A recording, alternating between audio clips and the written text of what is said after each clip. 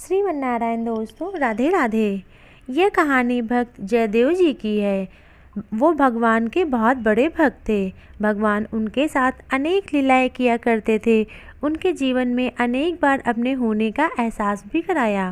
कहते हैं एक बार भक्त जयदेव जी जिस झोपड़ी में रहते थे, उस झोपड़ी में बारिश का पानी निरंतर बहता रहता था। एक बार उनकी धर्मपत्नी पद्मावती ने उनसे कहा, स्वामी, यह झोपड़ी का पानी रोज बहता रहता है। इस कारण से सारा आंगन गीला हो जाता है। जब आपको फुर्सत मिले तो आप एक काम कीजिएगा, एक दिन थोड़ा समय निकालकर इस झोपड़ी को ठीक कर दीजिएगा। तब जयदेव जी ने कहा, कल प्रातःकाल मैं ठीक कर दूंगा।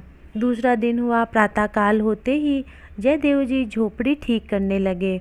अब बार बार झोपड़ी ठीक करने के लिए उनको ऊपर चढ़ना उतरना पड़ता था। उन्होंने सीढ़ियाँ लगाई और ऊपर जाने लगे। जैसे ही वह ऊपर चढ़े, उन्हें लगा अब मुझे नीचे उतरना है। तब वह वापस नीचे आकर घास लेकर पुनः जाने लगे। इस प्रकार जब 2-3 बार यह कार्य किया, तब वे भगवान को याद करने लगे और बोले, हे परमात्मा, मैं तो गीत गोविंद को लिख रहा हूँ। आज सारा दिन मेरा ऐसा ही चला जाएगा। अब आप कृपा करो। कहते हैं उसी समय भगवान श्री कृष्ण भक्त जयदेव जी की धर्मपत्नी का रूप बनाकर उनके सामने प्रकट हो गए। भक्त जयदेव जी जैसे ही घास लेने के लिए नीचे उतरे, तभी पद्मावती बने भगवान श्री कृष्ण ने अपने हाथों से भक्त जयदेव जी को घास पकड़ा दिया। अब तो जयदेव जी बहुत प्रसन्न हो गए और पद्मावती से कहने लगे, पद्मावती, अब तो काम जल्दी हो जाएगा। इस प्रकार थोड़े समय में ही सारा काम पूरा हो गया। अब जैसे ही कार्य पूरा हुआ, भक्त जयदेव जी उससे आवाज़ लगाकर कहा, पद्मावती, तुम भोजन की तैयारी करो, तब तक मैं स्नान करके आता हूँ।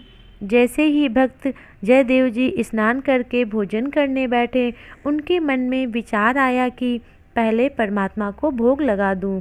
अब वह परमात्मा को भोग लगाने जैसे ही बैठे और कहने लगे, हे परमात्मा, आज आपका बहुत बहुत धन्यवाद। आपने मुझे इतनी योग्य पत्नी दी है। वह हर कार्य में मेरा सहयोग करती है। कोई सा भी कार्य हो, वह मुझसे भी आगे रहती है। आज झोपड़ी बनाने का कार्य था, तब मेरी पत्नी ने बहुत सहयोग किया। इस प्रकार परमात्मा को भोग लगाकर वह अपनी पत्नी को बुलाकर कहने लगे, पद्मावती, आओ हम दोनों मिलकर भोजन करते हैं। जैसे ही भक्त जयदेव जी पद्मावती के साथ भोजन कर रहे थे, तब वह पद्मावती की बहुत बड़ाई करते हुए कहने लगे, हे पद्मावती, आज तो तुम बहुत थक गई होगी। तुमने बहुत मेहनत की है। मेरे साथ झोपड़ी बनाने का कार्य तुमने किया है, वह किसी भी स्त्री के लिए संभव नहीं है। तब पद्मावती बड़े आश्चर्य से बोली, अरे स्वामी, मैंने तो कोई कार्य नहीं किया। मैं तो आज सारा दिन रसोई में ही बैठी थी। मैंने तो परमात्मा के लिए भोजन तैयार किया है। तब भक्त जयदेव जी कहने लगे, अरे पद्मावती, तुम्हारे जीवन में कितना बड़प्पन है। कार्य करने के बाद भी तुम नहीं मानती हो। तब पद्मावती कहने लगी, स्वामी, मैं सच कह रही हूँ। मैं तो बाहर निकली ही नहीं हूँ। मैं तो आपके पास कोई कार्य करने के लिए भी नहीं आई। तब भक्त जयदेव जी कहने लगे, अगर तुम मेरे साथ कार्य करने नहीं आई थी, तो वह कौन स्त्री थी जो तुम्हारा रूप बनाकर मेरा सहयोग करने आई थी, जिसने झोपड़ी बनाने में मेरा पूरा सहयोग किया? तब पद्मावती कहने लगी, मुझे तो कुछ भी नहीं पता। तब भक्त जयदेव ने नेत्र बंद करके पता लगाने का प्रयास किया। तब उन्हें भगवान श्री कृष्ण की हंसने की आवाज़ सुनाई दी। तब जयदेव जी ने जैसे ही नज़रें उठाकर अपने मंदिर में स्थापित मूर्ति की ओर देखा, तो देखकर हैरान रह गए। उनका सारा मंदिर घास फूस से भरा हुआ था।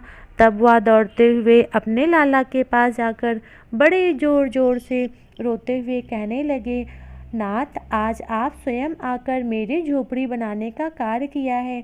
हम भक्तों का काम है कि हम आपका मंदिर बनवाएं, लेकिन आपने मुझ जैसे गरीब का घर बनाकर मुझ पर बहुत बड़ी सेवा का कर्ज चढ़ा दिया है। मैं यह कर्ज कैसे उतार पाऊँगा। मेरे नाथ, ऐसा कहकर जयदेव जी को रोना आ गया। तब भगवान श्री कृष्ण ने आवाज़ आई, बोले, हे भक्त राज, आपको रोने की आवश्यकता नहीं है। आपने तो सारा जीवन मेरे चरणों में समर्पित कर दिया है। आपकी इस सेवा से सदा ही मैं प्रसन्न रहता हूँ।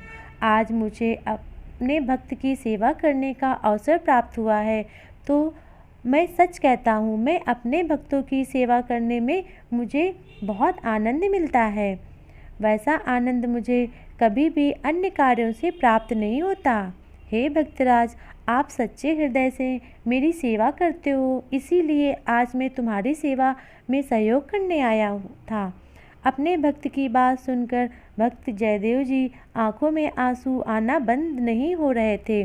तब पद्मावती रोकर कहने लगी, हे नाथ, आप कितने दयालु हैं।